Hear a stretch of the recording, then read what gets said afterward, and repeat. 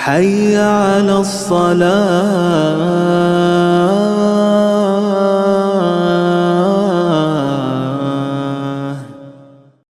استغفر الله العظيم استغفر الله العظيم استغفر الله العظيم استغفر الله العظيم الذي لا اله الا هو الحي القيوم واتوب اليه لما نوى به السلف الصالح الى حضرة النبي صلى الله عليه وسلم اهل بيته الكرام. الفاتحة. اعوذ بالله من الشيطان الرجيم.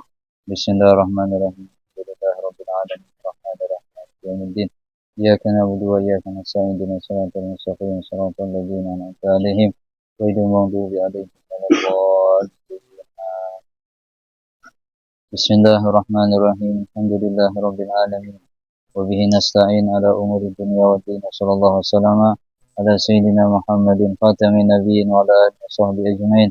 ولا حول ولا قوة إلا بالله العلي العظيم. سبحانك لا علم لنا إلا ما علمتنا إنك أنت العليم الحكيم. ربنا ظلمنا أنفسنا وإن لم تغفر لنا وترحمنا لنكونن من الخاسرين.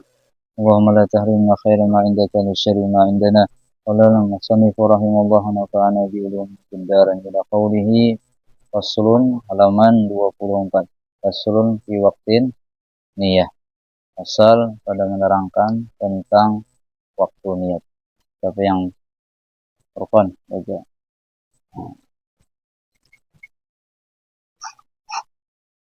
Langsung aja. Kemontong ya. Bismillahirrahmanirrahim. Bismillahirrahmanirrahim. Faslun fi waqtin niyati. Pasal keempat, pasal dalam menerangkan waktu berniat. An Hafsata radhiyallahu anha anan Nabi sallallahu alaihi wasallam qala man lam yajma'i siyama qabla al-fajri fala siyama lahu. Rawahu Imam Ahmad wa ashabu sunanil arba'ati. Walinasa'i wa ad-Darimi wal Baihaqi. Man lam yubayyiti siyama minal laili fala siyama lahu.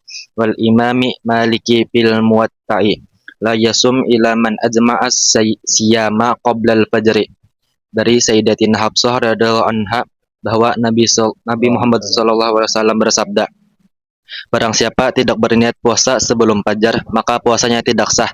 Hadis ini diriwayatkan oleh Imam Ahmad dan 4 dari ashabu sunan, Abu Daud, At-Tirmidzi, An-Nasa'i, Ibnu Majah. Dan dalam riwayat Imam Nasa'i dan Ad-Darimi dan Al-Baihaqi, Rasulullah SAW bersabda, barang siapa tidak berniat puasa di malam hari, maka tidak sah puasanya. Dan dalam riwayat Imam Malik dan kitab Muwatta, tidak sah puasa seorang kecuali yang berniat puasa sebelum fajar. Demikian dalil-dalil tentang diwajibkan niat dalam berpuasa fardu, baik puasa Ramadan atau kodonya, atau puasa najar, atau bayara, fidyah, atau istisqa. Dan bahwa niat tersebut harus dikerarkan sebelum fajar, dan bahwa niat yang wajib adalah niat yang dikerarkan dalam hati. Adapun pengucapannya adalah sunnah. Lain halnya dengan puasa sunnah, maka dapat dikerarkan niat puasa tersebut walau setelah fajar, seperti diterangkan dalam hadis berikut ini. An Aisyah radhiyallahu anha qalat, dakhala alayya Nabi sallallahu alaihi wasallam zata yaumin faqala hal indakum min sayyi faqultu la faqala inni ijasa imun summa atana yauma akhara faqulna ya Rasulullah uhdiya lana haisun faqala arinihi faqala falaqad asbahtu shaiman faqala. Dari Sayyidatina Aisyah radhiyallahu anha, beliau berkata, pernah suatu hari ketika Rasulullah SAW mendatangi saya, beliau berkata, apakah kalian punya sesuatu untuk dimakan? Maka kami menjawab, tidak ya Rasulullah. Kemudian Rasulullah SAW bersabda, kalau begitu saya akan berpuasa. Dan pada lain hari datang pula Rasulullah SAW dan kami memberitahukannya bahwa ada yang membawakan hadiah berupa hais, bubur dari gandum.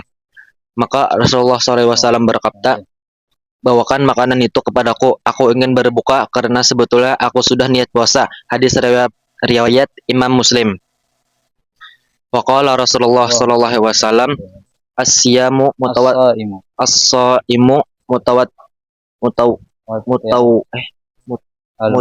mutatawwi'u amiru nafsihi in sa'a soma wa in sa'a aftara. Rahu Tirmidzi. Bersabda Rasulullah SAW, orang yang berpuasa sunnah adalah bebas memilih untuk dirinya. Jika ingin dilanjutkan, silahkan. Dan kalau ingin dibatalkan boleh saja. Hadis riwayat Imam Tirmizi. Kesimpulan dari hadis tersebut sebagai berikut. 1. Ya. Jadi 3 hadis ini, yang pertama itu dalil diwajibkannya terutama di Imam Syafi'i berniat puasa itu dari azan maghrib sampai azan subuh di malam hari.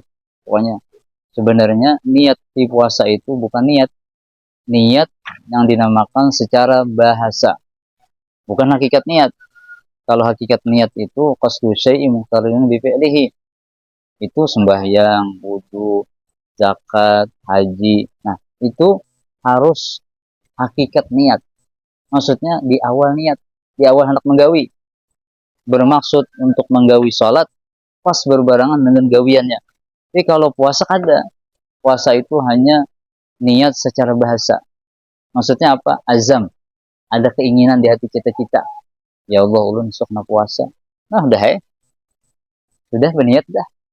Makanya bagusnya itulah di ulama, di Habib Salim semua yang datang tuh PRT itu. Bagusnya Jisidin, orang pas makan buka puasa nih, pas makan kan ngomong ajan sudah makan sebiji kurma ya, atau ada banyu atau ada yang manis-manisan ya, yang dibakar, yang artinya bukan dengan api, buah-buahan manis. Habis itu berdoa niat puasa. Nah, ini bagus. Langsung. Jadi kalau bisa menunggu, oke ini dilanggar aja berniat. Aku kena di sahur aja, mau ingat. Ya, pulangnya di awal Ramadan niat sebulanan. Nah, lebih amannya pas ketika buka puasa udah makan kurma langsung berniat. Di hati aja muntung talapus binya hukumnya sunnah aja kalau diucapkan udah apa. Penting hati kita ada geritik hati niat. Aku anak puasa esok ya Allah. Nah, sah sudah ada niat sudah. Nah, daripada kaina-kaina. Karena ada apa pulang dilanggar di masjid diulang berjamaah lebih bagus pulang. Nah, lebih baik untuk hati. Nah, adapun mazhab Imam Maliki yang menganjurkan boleh aja niat itu 1 kali di bulan Ramadan, itu kita dipakai untuk berapik. Cuma tetap mazhab Imam Syafi'i setiap malam untuk berniat. Cuma lebih bagusnya niat tadi pas buka puasa langsung berniat kita. Biar lebih aman. Oke. Kalau Imam Abu Hanifah lain pula. Kalau misalkan kada ingat berniat sebulanan atau kada ingat malam, lalu pas azan subuh tiba, kada ingat sahur. Nah, boleh ketika azan subuh itu ini langsung berniat. Cuma ini jangan dimainkan. Dasar bujur-bujur kada ingat kita. Yang bisa kena kada berniat malam, kena habisin yang subuh aja mazhab yang lain ada boleh namanya talfik, mencampur adukan mazhab ada boleh. Ya. Mencari yang nyaman-nyaman aja. Ya, aku aja kena nih bila menyentuh binian batal Mas Syafi'i. Tapi mazhab lain kenapa ajinya khusus biniku aja terus keluar sepupu ada apa. Nah, ada boleh campur aduk kayak itu. Ada darurat lain di ketika tawaf. Nah, ketika tawaf ada apa mazhab Imam Malik yang membolehkan artinya kada batal ketika bersentuh untuk karena bercampur lagi binian ketika tawaf itu. Ada kalau di Bendung jangan bercampur. Ada kawa. Nah, di situ boleh pindah mazhab untuk menjaga-jaga. Nah, cuma wudunya kalau batal wudu harus seluruh kepala dibasuh, disapu. Nah, kalau disimburung banyu panglah dibasuh, disapu, dan dibasuh, disapu lain. Kalau disapu tuh, nah, kalau dibasuh itu basuh muha, membasuh muha berarti banyunya disampurakan dibasuh. Nah, namanya basuh. Kalau disimbur, banyu disimbur, ada disapu. Nah, itu bedanya. Nah, dan menyapu sebagian kepala. Nah, ini sedikit. Imam Syafi'i sah. Tapi Imam Malik terus kepalaan disapu, dikenakan.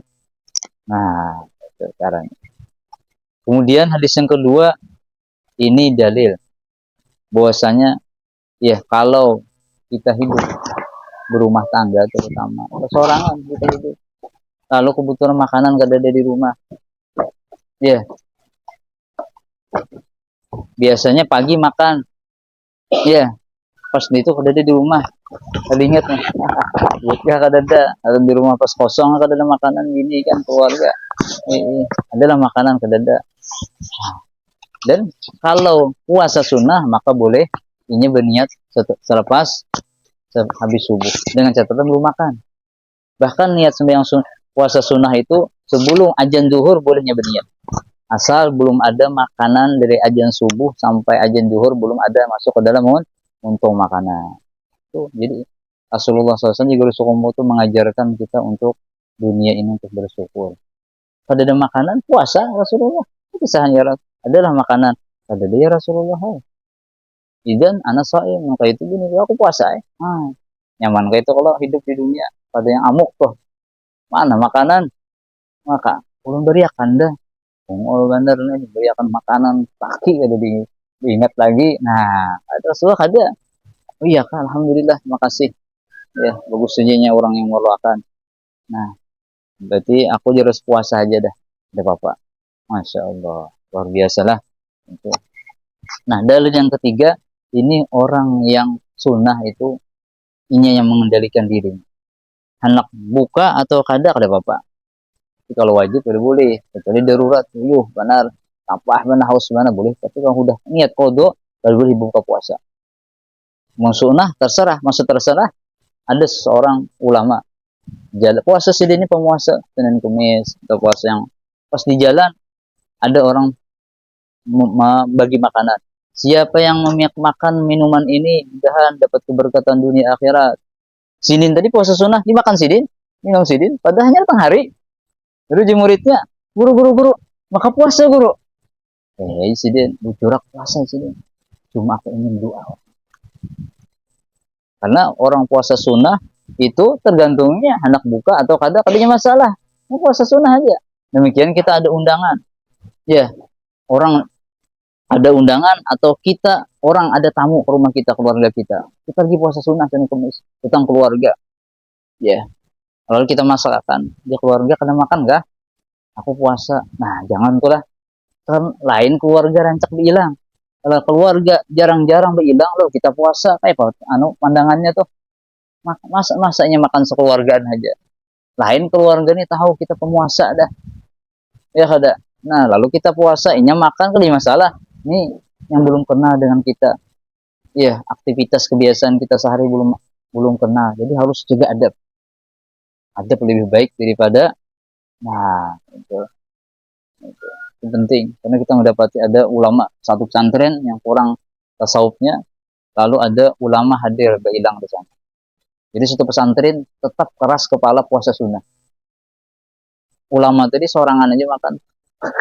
ada damia mana yang bujur kita makan berataan sama-sama. Wah, yang adabnya sebenarnya puasa sunnah kau jadi ulang-ulang. Tapi kalau perkumpulan menghargai orang lain, ini lebih abdal idkhalus surur fi qalbil mu'min apalagi hadir ulama, apalagi wali. Guna lagi daripada puasa sunnah. Nah, itu rahasianya. Itu tadi orang soleh. Ya kada buka puasa gara-gara ingin mendapatkan doa. Wah, ini doanya ini mahal. Puasa sunnahnya kalau aja puasa esok ini doa aja di paten nih orang soleh mendoakan nah itu rahasianya terus kesimpulan dari hadis-hadis tersebut sebagai berikut. Adapun yang pertama, puasa sunnah dapat dikerjakan setelah fajar namun sebelum zawal atau zuhur karena peristiwa dalam hadis hanya berkisar antara fajar dan zuhur karena para ulama membatasi waktu diperoleh niat puasa sunnah antara subuh dan zuhur. 2. Puasa sunnah dapat dibatalkan kapan saja seperti halnya sholat sunnah. Namun jika dengan sebab maka pahalanya tidak hilang. Dan jika tanpa sebab yang dianggap benar oleh agama maka pahalanya hilang dan hukum membatalkan puasa ketika itu makruh. 3. Niat puasa sunnah yang dikerjakan setelah fajar dan sebelum zuhur dapat dikatakan sah puasanya jika dia tidak makan apapun yang membatalkan puasa dari mulai fajar karena Rasulullah SAW seperti diterangkan dalam hadis tersebut beliau sudah berpuasa dari semenjak subuh. Jadi kalau ada orang berpuasa yang sedang sarapan pagi kemudian niat ingin puasa sunnah maka puasanya tidak sah karena dia tidak menjaga dirinya dari hal yang membatalkan puasa dari mulai fajar. Dan cara-cara niat puasa fardu atau wajib maka sebagai berikut.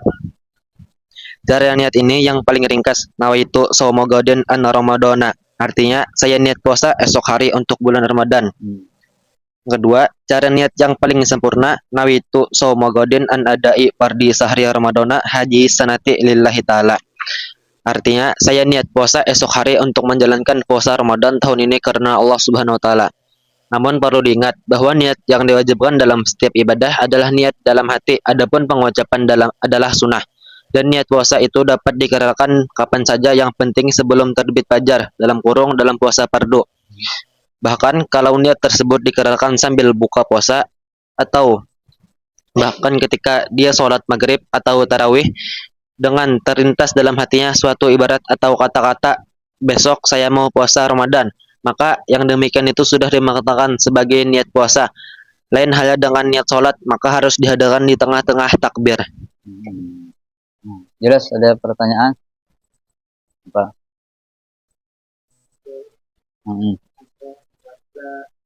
Iya. Iya. Jadi ada niatnya ditambah satu sunnah dari bulan puasa. Bulan puasa berniat wajib. Iya. Tapi di luar puasa tuh sebelumnya tuh kada pernah puasa Senin Kamis, tapi hendak mengambil padilah puasa Senin Kamis Senin teh ditambahi puasa niat sunnah tersebut. Jadi kalau orang pas puasa di bulan Ramadan lalu berniatnya hendak Senin Kamis, sudah kawa, karena kita ini berada pas diwajibkan puasa. Lain orang tadi di luar Ramadan pas hari Kamis punya niat podo dan Kamis, nah masuk bahwa podo terbayar wajib tuh dapat pahala wajib kan, awan pahala sunnah Kamis asal sekaliannya puasa Syawal, nah 3 macam, atau pas Ayamul Bid yang 13 atau 15, nah 4 butiknya dapat pahalanya. Tapi kalau pas di bulan Ramadan anak dimasukkan sunnah ada kawa sembahyang wajib, sembahyang zuhur biasanya kada bisa, ada biasanya qobliyah, qobliyah ba'diyah, artinya boleh qobliyah tadi aja, aku sembahyang zuhur dengan qobliyah kada kawa, udah masuk wajibnya. Lainnya di luar sebelum masuk sembahyang, aku jinya qada zuhur dan qobliyah, nah dapat keduanya, qada terbayar dan qobliyah juga udah dapat. Nah, kita pernah bertakun sama Habib, guru kita, Bib dulu, ini kan Bib, kita nih ingin dicatat menjadi orang yang baik, berbuat baik. Makan, ketika makan tuh kalau niat berarti kita dapat pahala. Ya Allah, sejak kemindahan kuat untuk ibadah dapat pahala.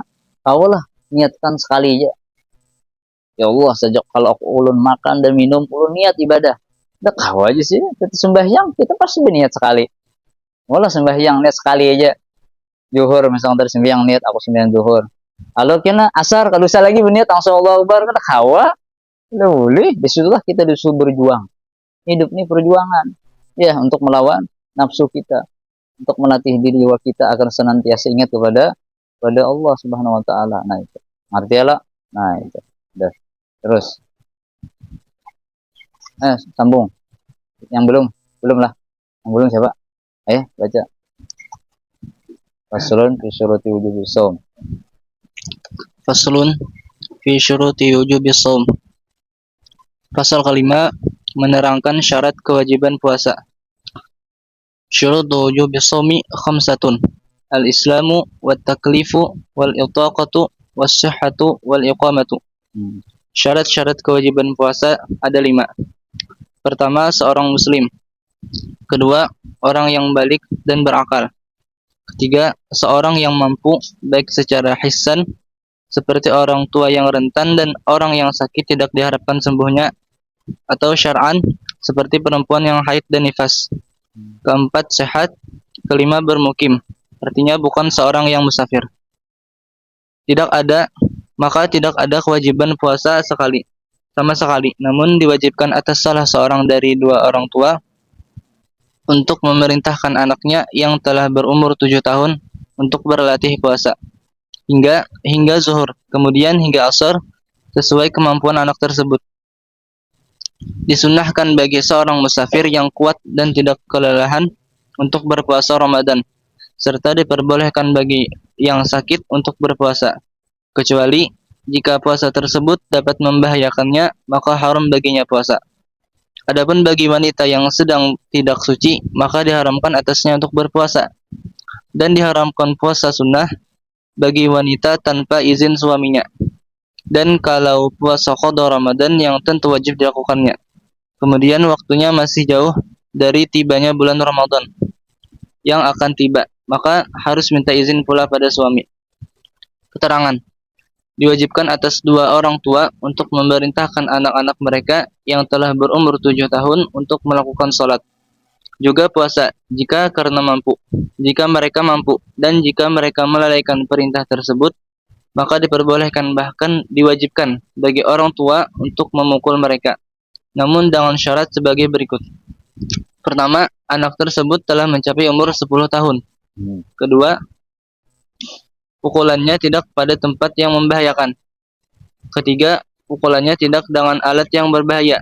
Keempat, pukulannya tidak dengan cara mengangkat siku.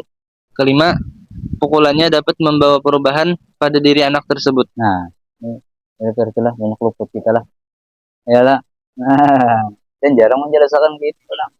Biasanya pukul aja ya rinciannya. Ya, wajib kekanakan yang umur sudah dewasa itu memayis namanya. Jadi memayis lah. Memayis itu makanan dipais. Ini memayis, tamis itu nya mandiri. Istinja kami daerah sorangan. Makan sorangan, minum sorangan. Itu ini menyediakan apa makanan enggak? Belum bisa masaknya lagi. Cuma mandiri sudah. Maka itu memayis. Bolehnya puasa. Ya, bolehnya puasa. Cuma artinya belum ada kewajiban, belum ada lagi kewajiban. Karena belum baliknya. Ini berakal aja. Nah, bagi kekanakan ini umur 7 tahun hanya diperintahkan. Nah, puasa, puasa. Bilanya puasa alhamdulillah dia kada.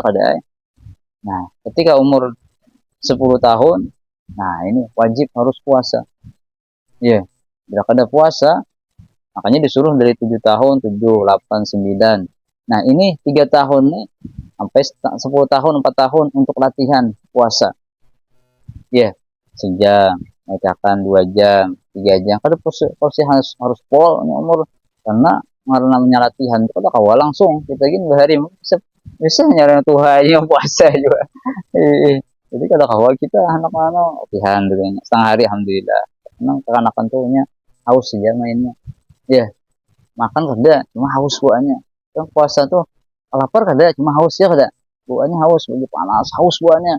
Padahal ya orang buka aja tuh seteguk aja hilang. Nah, cakap tahu aja kada buka puasa. Ini aja sedikit aja minum hilang lagi dahaganya. Jangan dia bawa berapa guring kah mandi kah berapa ya tenang aja yang kita minum dah. Nah, itu. Jadi ya latihan. Ketika umur 7 tahun sampai 10 kada mudah jadi pukul. Cuma syaratnya nah, caranya dipukul anak tersebut mencapai 10 tahun. Pukulannya tidak pada tempat yang membahayakan. Jangan di sini nah, boleh lagi di dahi di kepala, lagi di dada ini bahaya. Ya, memukulnya sini nah. Karena ada di tuh, ada boleh memukulnya. Berangkat harus kayak ini. Berarti kan kada gancang. Sini tangan nih, Kang. Nah, mau kayak ini, wah, patahan tangan. Nah, ya itu pakai anu juga pukulan. Nah, kayu. Nah, ada anu. Ada bahaya sakit aja, tapi mau angkat ini, wah ini, wah, tanda tuh, Bang. Dapat dah. Nah, itu. Dan ada yang mendapatkan pukulannya itu di telapak tangan dan di telapak betis. Nah, sini telapak tangan. Nah, coba itu jarang pak. Nah, pukul. Takang bong, hanya lah. Itu kan karena kada tahu ilmunya atau kawan kada tahu ya kada. Nah, semua tahu artinya kedepannya anak cucu di pada jangan. Nah itu. Dan kalau ngampuni kita dan muslimin ya kada. Kelima, pukulannya tuh dapat membawa perubahan diri dan kalau udah dipukul kada ada perubahan jangan tinggalkan ya. Maksudnya cari teknik lain dari email sambil puasa kena 20.000 diberi abah diberi kain iya kah ini biar mengeluarkan baju hanya THR nggak puasanya itu tekniknya dipukul keadaan makin hai jangan makin berontaknya timbul kena ketanam dan dirinya nih kena benci nih orang tua nah bahaya Sampai ganal ingatnya kena. Yang ganal itu terkirap ke pihak hutan. Kenapa bersendamnya? Abah tuh hoin aku ganalnya kuat. Jadi kesini tamparnya kuitannya. Dibilang sampai dibunuh. Dibilang menjadi. Nah, itu. Makanya Habib Usman Betawi itu. Kedatangan orang. Habib ya. Pikiran kitab Habib Usman tuh ada. Datang ke ulama. Ya Syekh, ini anak ulun mukul ulun kepara. Ulun dipukul. Jadi dia ya, ulama tadi guru Habib tadi. Memang anak ikam disuruh ikam apa begawi mengingun sapi. Nah, mungkin anak ikam tuh menganggap itu sapi. Jadi dikiranya ikam ini sapi. Jadi ditamparnya kan kepalanya nih kayak sapi itu kan bila penano kan dipukul ya Allah. Nah, itu. Jadi tergantung didikan orang tua. Maka dari didik agama ya wani kita. Makanya kita disuruh agama apa? Biar jangan wani awanku kita. Karena mama kita itu yang melahirkan kita segala-galanya. Walaupun mama kita penyarikan, penyumpahan, tetap mama kita. Kita harus kalau kita bisa ilmu, kita mama ini kurang ilmu dari wajar pada dididik agama. Kita yang bakalah. Jangan dilawan, jangan. Ya, dilawan doakan aja. Insya Allah berubah juga nasi dia. Laulasan tuha-tuha uyuh juga. Ada tunggu mamai lagi kan. Cuma sumpahnya bang. Ada bujur aja seorang. Tapi sini menyumpahi. Ada manjur. Sumpah kuitan mun anak itu bujur. Lain kuitan anaknya salah menyumpahi. Nah, itu bujur. Nah, mun anak itu bujur aja salah sedikit disumpahi bungul, gila, anjing, mati kami gitu beriman. Misalkan kalau manjur itu asal anak itu bujur. Kalau itu anak salah, nah bahaya. Harus minta ridhonya kuitannya. Nah, itu.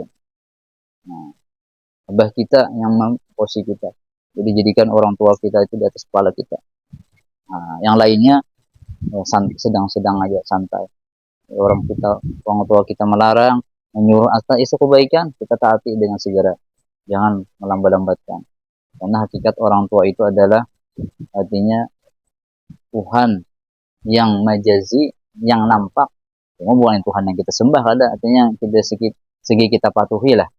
Makanya di guru bahari mak kuitan kita tuh mama kuitan ya Tuhan yang nampak itu.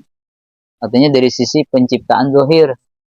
Ya kan adanya kita kan berkat mama abah kita, zahirnya berarti kan secara majazi bahasa itu Tuhan yang di dunia ini.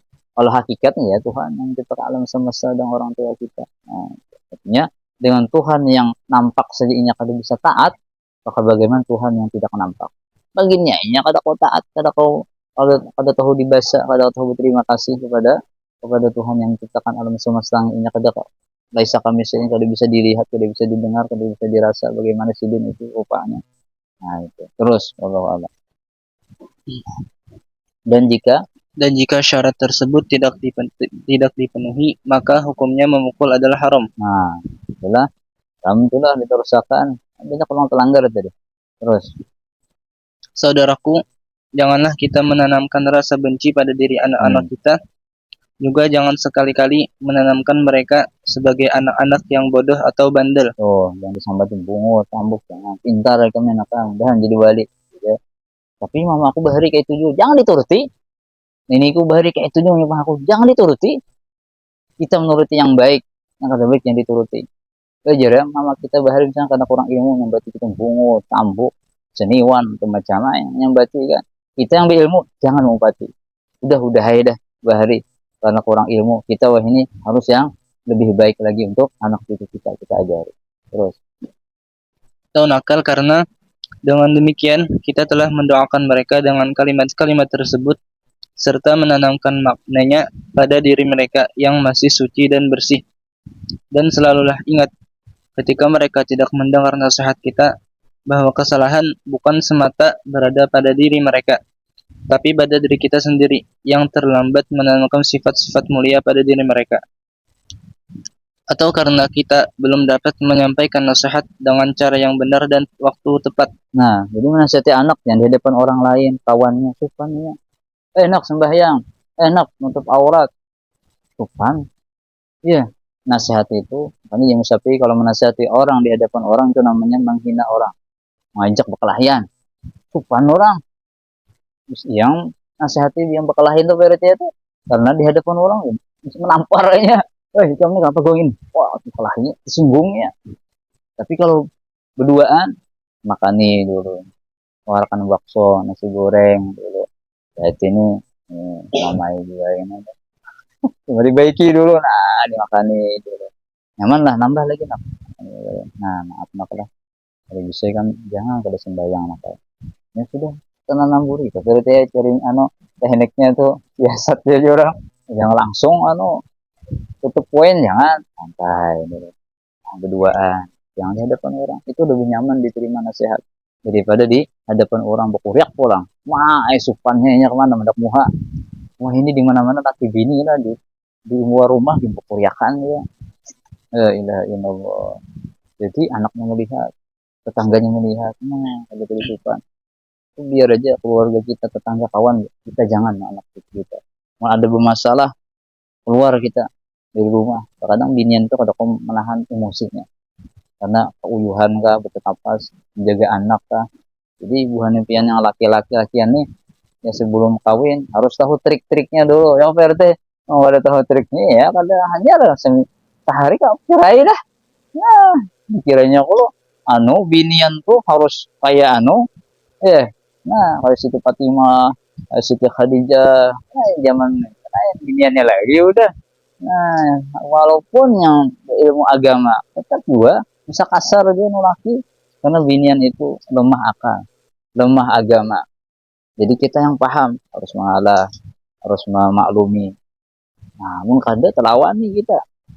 Nah, itu karena mun orang belum kawin, belum latihan sabar lagi. Ketahuan sabarnya kalau sudah menghadapi keluarga. Nah, ketahuan sabarnya itu kayak apa? Banyak itu banyak ilmu sabar aja. Terus menghadapi penyataan. Nah, bungo kamu jadi bini ya Pak. Yo. Mana yang ahli marifat, alhamdulillah dikatnya Allah memadakan aku bungul dan inya. Udah sakitnya. Karena hakikat pandangannya Pak RT ya. Pandangan zahir bisa menampar Pak RT ya bungul. Kurang ajar. Bahasa neraka aja lakinya. Mana yang berilmu marifatnya udah mamai. Oh, Allah hakikatnya Johirnya biniku hakikatnya Allah. Memudahkan aku ini terkadang merasa bersih, merasa alim, merasa hebat. Jadi diutus biniku untuk membersihkan hatiku biar jangan merasa hebat. Bungul kamu. Selama ini sebujur bang, sekarang merasa hebat. Jadi pantas dipadakan bungul. Nah, tenang kawa. Mun kada kawa, mun kada hati kada tambus kayak itu. Nah, tangan ini sebuah pukulan banyak orang pukulan laki bini. Ya, PRT lah. Ini Pak RT nah. Ini kasus-kasus sama Pak RT-nya itu bila Pak RT itu setiap kasus pasti agak ringgah urusan pasti Pak RT dah. Juga makanya berat jadi Pak RT ini. Cuma bila kuat, nah itu benar-benar pahalanya lebih besar daripada presiden. Karena kalau Pak RT ini kan gaul dengan masyarakat. Presidennya hadap santai aja, ngontrol aja. Nah, memang buang Pak RT gajinya sedikit, pahalanya ganal daripada presiden. Nah, secara zahir presiden ganal duitnya ratusan juta ada, gajinya 100 juta ada Pak RT. Tahu lah, tahu juga Pak RT. Nah, Pak RT sejuta aja juga benar loh bedanya. Cuma pahalanya ganal benar. Nah, rahmat turun dahan. Kabul hajat dunia akhirat. Selamat kita dapat rahmat, ampunan, bebas sampai neraka semuanya. Terus dan dengan cara yang benar dan waktu yang tepat, dan selalulah ingat bahwa mereka adalah hamba-hamba Allah Subhanahu wa taala yang belum pernah bermaksiat sama sekali. Dan amanah yang harus dijaga dengan sebaik-baiknya. Namun jangan sekali-kali dimanja, tapi disayang dan dilatih dengan kadar yang sesuai umur mereka. Ada satu riwayat di mana seorang pria paruh baya datang kepada seorang ulama dan dia mengeluhkan anaknya yang nakal atau bandel. Lalu ulama itu bertanya, "Apakah engkau memilih istri dengan sembrono?" Tanya ulama itu. "Memang istri saya bukan dari keluarga terdidik," jawab pria itu. "Dan bagaimana akhlak istrimu?" Tanya lagi ulama itu. "Akhlaknya ya tidak karuan." "Masya Allah," jawab ulama tadi. "Lalu engkau beri nama siapa anakmu?" "Saya beri nama As'ad atau Macan." Asad atau Macan. Jawab pria itu. "Masya Allah," ucap ulama itu. "Dan Apakah engkau didik anakmu itu? Saya tidak didik karena dia dibutuhkan membantu saya di sawah atau membantu ibunya di dapur. Masya Allah, ucap ulama itu lagi. Lalu engkau mengeluhkan kebodohan dan kenakalan anakmu, padahal engkau yang menanamkan semua itu pada diri anakmu. Tentu buah tidak akan jatuh jauh dari pohonnya. Lalu apa yang harus saya lakukan terhadapnya? Tanya si bapak itu. Engkau harus mengumpulkan dia dalam waktu yang lama dengan anak-anak yang baik dan cerdas agar jiwanya terbiasa melihat hal-hal yang baik dan bermanfaat. Juga agar akal pikirannya ikut bekerja. Karena biasanya orang yang mengikuti siapa yang ditemani, insya Allah kalau engkau sabar niscaya dia akan berubah. Dan terakhir yang engkau harus lakukan adalah berilah contoh kepada dia dengan perilaku kalian di rumah. Dan jangan malas berdoa kepada Allah Subhanahu wa taala karena usaha tanpa doa tidak akan berhasil dengan baik. Dan kalaupun berhasil tidak akan langgang. Nah, ini kisahnya jelas. Ya kada, jangan kita menyalahkan anak kitanya yang belum bisa mendidikinya lagi. Agar bisa berubah, pertama yang penting jaga kawannya. Cari kawannya yang membawa ke majelis taklim, Pak Habib, orang soleh, jarah para awliya solehin yang hidup yang meninggal dunia. Itu suruh kawannya, kawanakan. Kita, wah ini pergaulan bebas. Ya, jangan. Jadi, jangan kita mencari kawan itu yang kita, kalau kita kawan begadang, kita begadang sama tolak orang lebih. Begadangnya, nah, udah menjadi yang ada bagus, jangan tuh lah. Ya, jangan. Soalnya kita juga kena yang anunya. Ya, kalau udah berkeluarga, kena tertanam dalam anak bini kita, kena masuk. Nah, kita juga yang repotnya, kena. Nah, itu.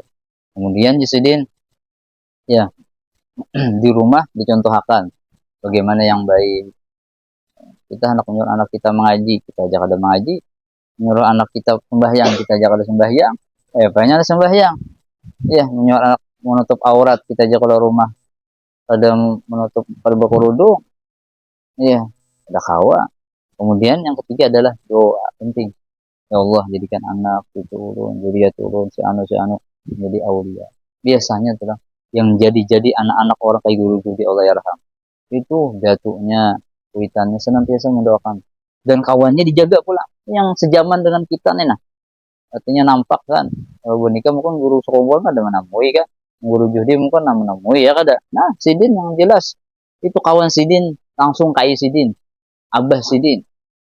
Ulama-ulama nih. Jadi wajar jadi ulama. Ya, doanya pula mendoakan terus. Setiap ada ulama doakan nih anak ulama guru kita. Amin sini. Doakan Sidin. Itu penting. Ya, penting Ustaz Arif Ilham. Itu Sidin waktu disebilang mutadin bahari guru-guru yang bahari itu guru apa atau tua-tua Sidin. Abah itu membawa ke ulama minta doakan. Nah, itu pasti itu. Ya, seorang orang yang jadi itu witan datu-datunya pasti ada dengan tangisannya meminta kepada Allah agar Allah jadikan anak cucunya orang yang soleh, ulama. Itu pasti ada sudah. Pasti ada. Akhirnya terkabulkan. Yang berdoa apalagi Ramadan waktunya minta kepada Allah. Ya, minta kepada Allah Ta'ala dijaga, ya dipelihara, dibimbing. Kalau ada bimbingan Allah pada kawa, ya berat pergaulan bebas akhir zaman. Terus apa lagi yang belum baca? Dah baca. Faslun fi syuruti sihhati shaum. Faslun fi syuruti sihhati shaum. Pasal 6. Menerangkan syarat-syarat sahnya puasa. Syurutu sihhati shaumi arba'ata al-islamu wal aqlu wan naqa'u min al-haudi wan nifasi wal ilmu bi kaunil waqti qabila lis-shaumi. Syarat-syarat sahnya puasa, wajib atau sunnah ada 4. 1. Seorang muslim. 2. Seorang yang berakal atau mengerti. 3. Bersih dari halangan haid atau nifas. 4. Mengetahui tentang waktu yang dapat digunakan untuk berpuasa. Keterangan. 1. Wanita yang berhalangan haid atau nifas diharamkan atas mereka untuk melakukan salat, tawaf, puasa, menyentuh Al-Quran dan sebagainya, dan tidak diperbolehkan bagi mereka untuk mengkodok salat ataupun puasa, maka diwajibkan atas mereka untuk mengkodonya. Nah, kenapa sembahyang itu kada wajib dikodo bagi pembinian yang nifas dan haid? Karena sembahyang itu tiap hari. Dan disuruh mau kodo, oh masih ya nih ya. Tapi kalau puasa setahun sekali, jadi banyak aja waktu untuk mengkodonya. Saya lah paham lah. Nah, terus 2. Puasanya seorang anak yang belum mengerti, juga sholatnya tidak sah. Dan pemahaman dari kalimat mengerti di sini adalah seorang anak yang telah dapat mandi, bercebok, atau membersihkan badannya sendiri, dan demikian itu berbeda sesuai situasi dan kondisi sekitarnya. Namun pada umumnya, seorang anak yang telah berumur 7 tahun telah dihitung sebagai anak yang telah mengerti. Dengan demikian, maka segala ibadahnya dapat dikatakan sah, tidak sesuai dengan perintah agama, baik dari segi syarat dan rukun-rukunnya. Bahkan kalau memang dia paham akan ilmu yang berhubungan dengan sholat dengan baik, maka diperbolehkan menjadi imam bagi wanita juga pria, wallahu a'lam. nah, terus ya, binian, lakian ya. Ya, lakian atau binian misalkan 7 tahun cuma ini cerdas, tahu sarah-sarah apa kan, wah ini ya ada yang kan hafal Quran, hafal hadis, hafal mutun-mutun ya kan. Baca bacaan salah bagusnya boleh ini jadi imam. Lagi di luar negeri yang udah kita ada juga yang jadi imam tarawih ya, dari kira-kiranya anak nomor 7 tahun 6 tahun apa sih yang Tuhannya kalau lebih bisa bacaan ya kada yang mah disuruh. Nah itu jadi bagusnya tuh Pak RT lah, pengalaman kita ya kada di kampung-kampung itu harus orang kampung itu menghargai anak-anak pesantren. Ada yang pesantren tapi bisa bacaan, bisa ajan, bisa apa ini kebiasaan ini apa yang kebiasaan apa jadi imam bisa dah, bisa. Ayo ini sikung belum bisa, tapi kalau bagi doa insya Allah bisa aja nih bang. Sikung pulang bisa apa mun ajan dulu bisa.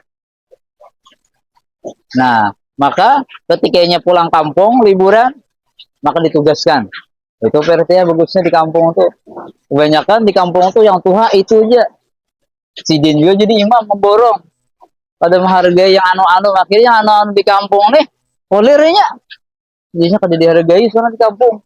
Padahal sholat pesantren biar menjadi penurus bagi orang yang di kampung tadi. Tuhannya meninggal ini Tuhannya kada masa bodoh, kada paham, akhirnya ini udah lo pesantren kawin di kampung orang lain yang tua mangga-mangga dah ya kada paham juga. Harusnya cerdas karena yang Tuhan harus membawai, jangan yang anu betawar jangan pula. Nah itu jadi ada yang anu PRT kampung datangi tuh bisa apa jadi imam kah suruh nyawa bukan dibayar aku aja simung lagi orang tuh kalau dihargai senang simung berarti tuh pakai ilmu pun aja di rumah aja kuitan anak jadi imam anak nih kuitan anak tapi pakai pesantren ini kuitan di rumah kada menyuruh anak jadi imam sembahyang masing-masing jadinya ya percuma ya pesantrennya kada pakai di rumah aja kada pakai apalagi di kampungnya kada ada yang memakai. Nah jadi penting saling menghargai itu sangat penting ya. Kita terkadang ada yang ada ulama kada terkenal ngali ada desi orang untuk harusnya untuk kenal pandir gitu. Jadi tiap kampung jadi banyak jadi imam kalau usah dibayar. Tiap kampung tuh kadang banyak bisa jadi imam yang Tuhannya siano pesantren kalau data PRT sana aja otomatis tahu tuh PRT oh si anak pesantren. Nah data berapa nih datangi bakalah kita yang Tuhan umum kalau kita bakalah dan pesannya amal jariah bagi kita PRT. Jadi ya selama bertahun bergantian jadi imam kita meninggal dunia yang pertama ngajak nih menyusun jadwal itu maka terus berganti yang pertama kali rekeningnya masuk dalam kuburnya. Nah ini kalau gampangan makanya jadi pimpinan tuh tergantungnya anak berkesan jariah kebaikan atau keburukan. Yang pimpinannya kalau misalkan ya baik besok karena pahalanya mau kada baik nah rugi ya mengajak yang kada bagus membawa orang yang kada bagus hukum kada bagus. Nah itu Jadi itu paling bagus, soalnya kan pimpinan yang tua-tua itu harus bersatu. Ini kita nih nah penting pengganti dilanggar nih. Mun kita yang tua nih mati, siapa yang mengganti? Ya kada. Tapi tetap yang tuh jadi imam, cuma dihargai yang lain. Ya datang minimal doa kayaknya ajan kah, disuruh himung ya ikut ajan. Tersentuh hatinya tuh. Wah, si dia menyuruh aku ajan. Himung ada dik ada. Ada. Ada habar pertemuan ya kada anu juga sih menyuruh juga. Nah, jangan tuh lah. Jangan kalau kita misalkan kalau ada di kampung kita itu orang tua jangan disambati. Jadinya men aku kena jadi orang tua di kampung aku udah kayak ini. Aku ajak yang udah bisa-bisa kena. Kesuruhnya dengan sesuai yang tarawih bisa lah jadi orang udah bisa. Adzan udah bisa. Menyahuti pang baca salawat. Iya, yeah, iya. Yeah. Nah, bisa aja. Nah, suruhnya himung juga. Karena meningkat dari udah kebiasaan kawat terlatih timbulnya aku ini dipakai orang semangatnya di pesantren kena apa-apa dilatih jadi imam, soalnya udah ada anu pancingan dah untuknya dianya aku dipakai mau gak ada iya ilmu habis kawin dagang dagang angus yang ada pajangan kita pernah ada di rumah pernah pesantren pernah aja bisa lah ada bisa karena kadada yang menyuruh praktik latihan. Nah itu dimana namanya banyak orang untuk kan mati ilmunya ya yang khawatir yang alih itulah udah diajaki udah mau nah itu ada salah lagi yang udah dibawa PRT orang yang ada mau ya ada salah kita ya ada nah ada salah kita apalagi misal ada hadiahnya kan ada mau juga jangan salah nah itu jadi usahakan minimal yang ilmu kita dapatkan itu terpakai walaupun ada kemanakan kita ajarin belum puasa ya kita latihnya ada sikung barang kalau kita kadang urusan pondok antum banyak urusan pondok nih sebagian lulus ada yang belum itu ada kadang mesti kita harus jadi ustadz tuh banyak murid berceramah di mana-mana khutbah kadang mesti yang penting ustadz di sisi Allah kita kawan menyambarkan ilmu kita kebiasaan pernah lanjut bagus kita ajarkan kemanakan kita di rumah walaupun seikung ini nah anu acil paman dari duit sini anu jus ama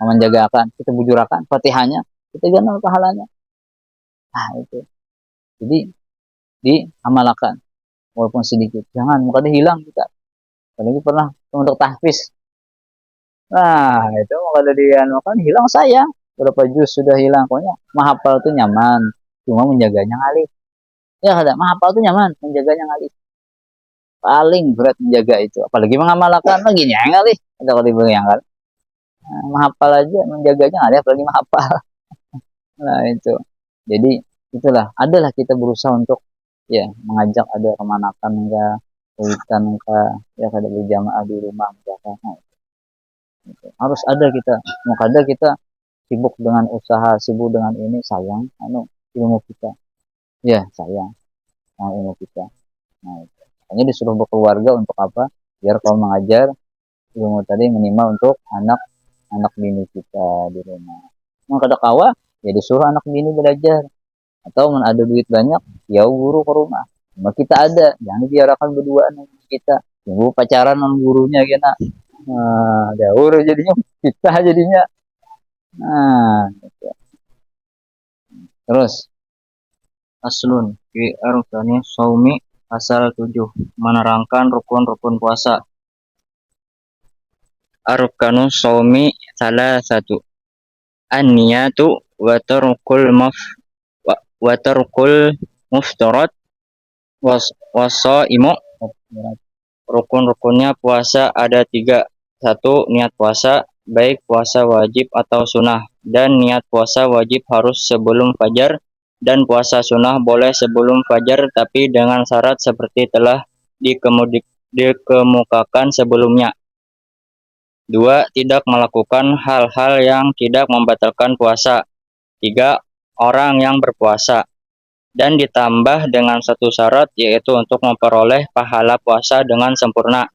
Dan syarat tersebut adalah menjauhkan diri dari maksiat, baik yang berhubungan dengan mata, telinga, mulut, dan sebagainya. Jelasnya seluruh jiwa dan raga ikut berpuasa demi memperoleh keutamaan puasa dan pahala puasa dengan sempurna. Nah, pada puasa daripada makan dan minum banyak. Binatang pun kita latih misalnya Anakan pun bisa, tapi menjaga daripada maksiat ini ngali. Nah, jadi latih kalau buhan antum nih nah, impian nih lagi anum sudah bisa menjaga maksiat, karena udah Tuhan nyaman. Ya, jadi jaga berat mata ini, makanya mata dan telinga ini adalah sentral perusak hati kita.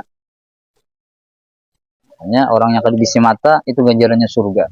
Kenapa? Karena ada yang merusak hatinya, pikirannya ada. Karena orang selamat itu di hari kiamat adalah hati yang bersih. Hati yang bersih jaga mata. Hati yang bersih, nih telinga dijaga. Makanya dalam agama kita, kalau orang kada bisi mata, bisi telinga, maka kada ada kewajiban walaupun kada sembahyang, kada puasa. Karena kada ada sarana untuk masuk agama dalam jiwanya ada.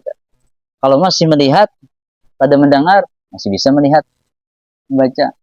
Ada bisi mata, tapi masih bisa mendengar, masih bisa ilmu masuk. Ketika mata kada ada, telinga kada ada, maka tidak ada sama sekali kewajiban. Anak persembahyang, anak maksiat, ada dosanya. Maka kalau yang menggawe yang kada bagus, macah kaca orang, menyakiti orang, maka tanggung jawabnya kepada yang berwajib pada keluarganya atau kuitannya.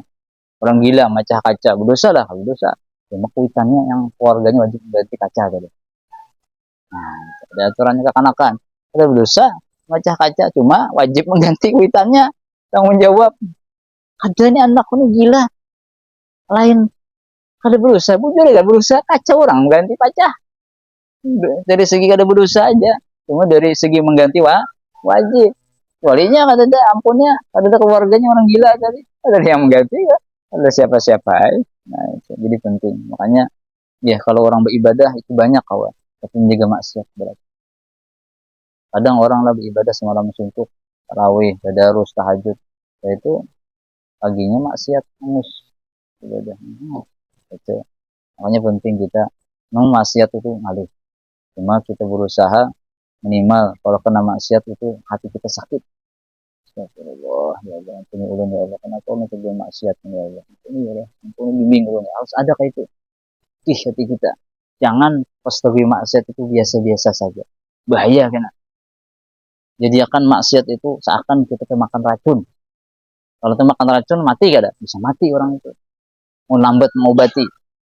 Pengobatan lambat bisa menjelar menjelar kah? Nah, menyebar ke seluruh awak. Ya, bisa matinya. Secara zahir. Itu kuasa Allah menghendaki sembuh aja, Bang. Nah, itu. Demikian maksiat. Kalau dibiarkan terus akan menutupi hati kita. 1 titik, 2 titik, akhirnya tertutup. Hati kita ini menerima kebaikan. Nah, naudzubillah min. Jadi akhir otak kita anak busuk-busuk aja di gawian. Kalau ada hati pedih, astagfirullah, minta ampun. Sedikit sedih hati, ya Allah. Ampun bimbing ya Allah. Maka ada bimbing kata kawa, ya Allah. Ini berat musuh banyak. Ya, hawa nafsu. Apalagi di Ramadan setan. Di Ramadan ini setan terbelenggu, cuma nafsu lebih berat daripada 70 setan. Ini kada diikat nafsu kita nih. Setan dibelenggu, jujur hadisnya. Cuma nafsu kita 70 lebih berat daripada 70 setan. Jadi setan ada apa penjara aja. Karena ini ada apa? Di nafsu ikam 70 daripada kami beratnya. Makanya disuruh puasa biar nafsunya ini tertahannya nah ujung lemahnya. Tapi when kita banyak makan nafsunya pancang dua. Nah, jangan tuh lah sedang-sedang aja, saudara kanyang udah jangan sampai berlebihan jangan. Nah, tergantung porsi parut masing-masing. Bila yang kayak Usman nih 2 piring. Nah, kayak beliau nih sepiring. Setengah piring. Nawar juga itu ya. Piring setengah aja ya Allah. Nah, pokoknya sekanyang aja. Nah, itu. Terus sedikit lagi. Yang belum coba lanjutkan.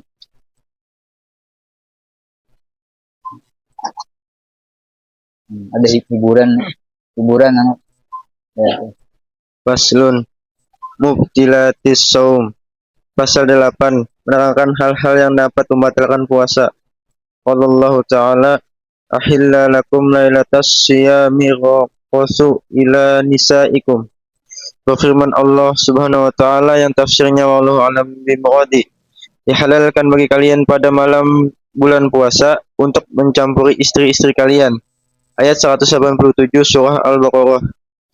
Wa kulu ashrabu hatta yatabayyana lakumul khaytu al-abyudu minal khayti al-aswadi minal fajr summa atimus siyama ilal lail. Berfirman Allah Subhanahu wa taala dalam ayat yang sama yang mentafsirnya wallahu alam bimuradi. Dan diperbolehkan bagi kalian untuk makan dan minum pada malam bulan puasa hingga cahaya fajar menyinari kalian dari kegelapan hingga masuknya waktu subuh. Kemudian barulah kalian menyempurnakan puasa hingga terbenamnya matahari hingga masuknya waktu maghrib. Keterangan 1.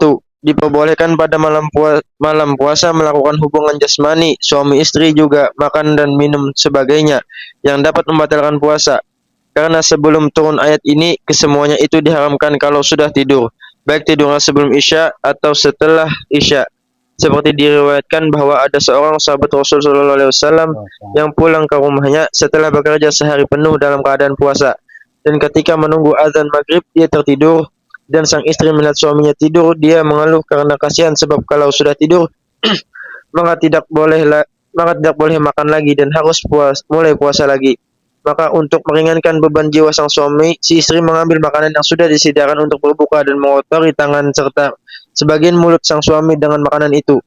Dan tatkala suaminya bangun, dia bertanya kepada istrinya, "Sudah maghrib belum?"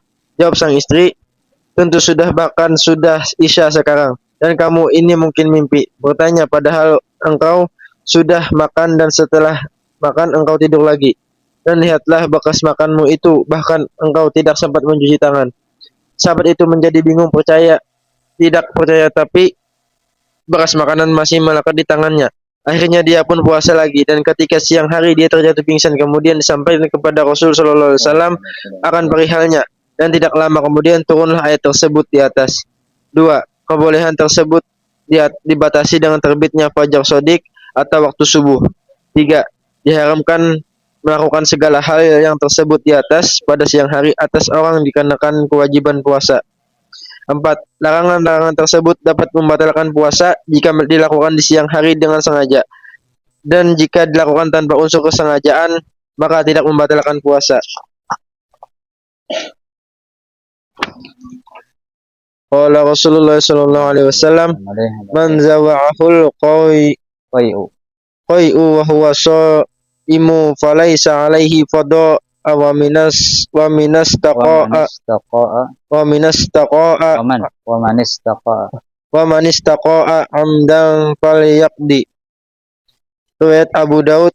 Bersabda Rasul sallallahu alaihi wasallam yang maksudnya wallahu alam bisawab, barang siapa muntah dengan tidak sengaja sedang dia dalam keadaan berpuasa, maka puasanya tidak wajib diqodok karena puasanya tidak batal. Dan barang siapa muntah dengan sengaja, maka dia harus mengqodok puasanya itu karena puasa telah batal. Hadis riwayat Imam Abu Daud dan diriwayatkan pula oleh Imam Tirmizi. An Naqit ibni Subrata annahu qala qultu ya Rasulullah akhbirni anil wudu. Qala asbigil wudu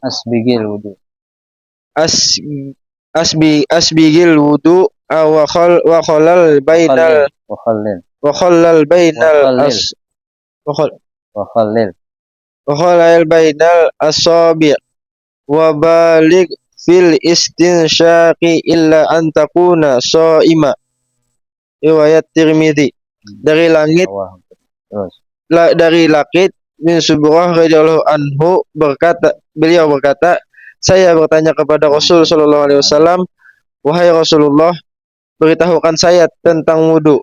Maka Rasul sallallahu alaihi wasallam menjawab, "Berwudulah dengan sempurna dan selahilah antara jemari dan masukkan air ke bagian dalam lubang hidung kecuali jika Anda sedang berpuasa.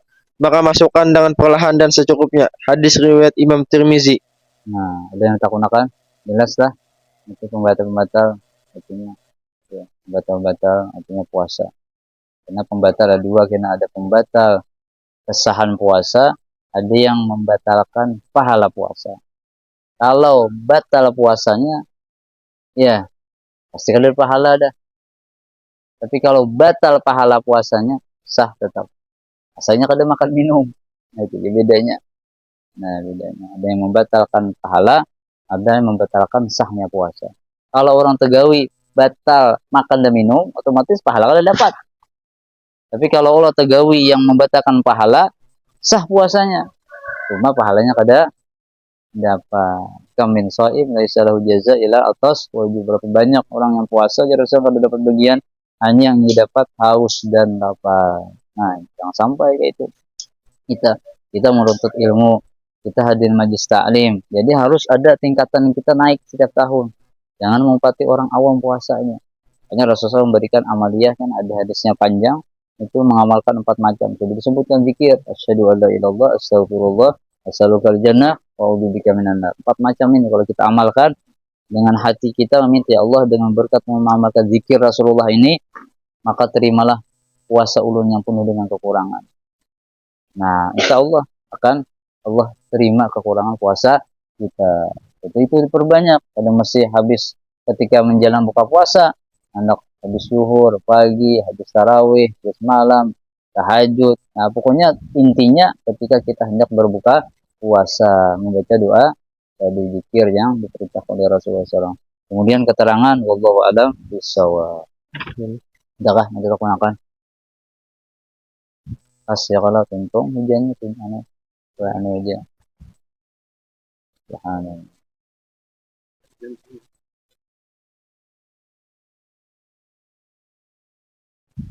Amin. Bismillahirrahmanirrahim. Alhamdulillahirabbil alamin. Wassalatu wassalamu barik ala sayyidina Muhammadin amin wa ala alihi washabihi ajmain. Rabbana taqabbal minna innaka antas samiul alim wa tub alaina innaka antat tawwabur rahim. Nasyhadu an la ilaha illallah astaghfirullah. Nas'alukal jannata wa na'udzu bika minan nar. Nasyhadu an la ilaha illallah astaghfirullah. Nas'alukal jannata wa na'udzu bika minan nar. Nasyhadu an la ilaha illallah nastaghfirullah nas'alukal jannata wa na'udzu bika minan nar. Allahumma innaka afuwan tuhibbul afwa fa'fu 'anna. Allahumma innaka afuwan tuhibbul afwa fa'fu 'anna.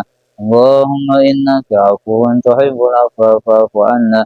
Ya Karim ya Rabbi bil Mustafa balligh maqasidana ما مضى يا واسع الكرم يا ربي بالمصطفى بلغ مقاصدنا واغفر لنا ما مضى يا واسع الكرم يا ربي بالمصطفى بلغ مقاصدنا واغفر لنا ما مضى يا واسع الكرم يا أرحم الراحمين يا أرحم الراحمين يا أرحم رحيم فرج على المسلمين يا أرحم الراحمين يا أرحم رحيم يا أرحم الراحمين فرج على المسلمين يا أرحم الراحمين يا أرحم رحيم يا أرحم الراحمين فرج على المسلمين صلى الله على سيدنا محمد وعلى آله وصحبه وسلم. سبحانك اللهم وبحمدك أشهد أن لا إله إلا أنت أستغفرك وأتوب إليك. وصلى الله على سيدنا محمد وعلى آله وصحبه وسلم. والحمد لله رب العالمين. تقبل الله منكم ومنكم تقبل يا كريم. Alhamdulillah. Terima kasih hadirannya. Wallahualam bishawab. Insyaallah. Wa ta'ala billah.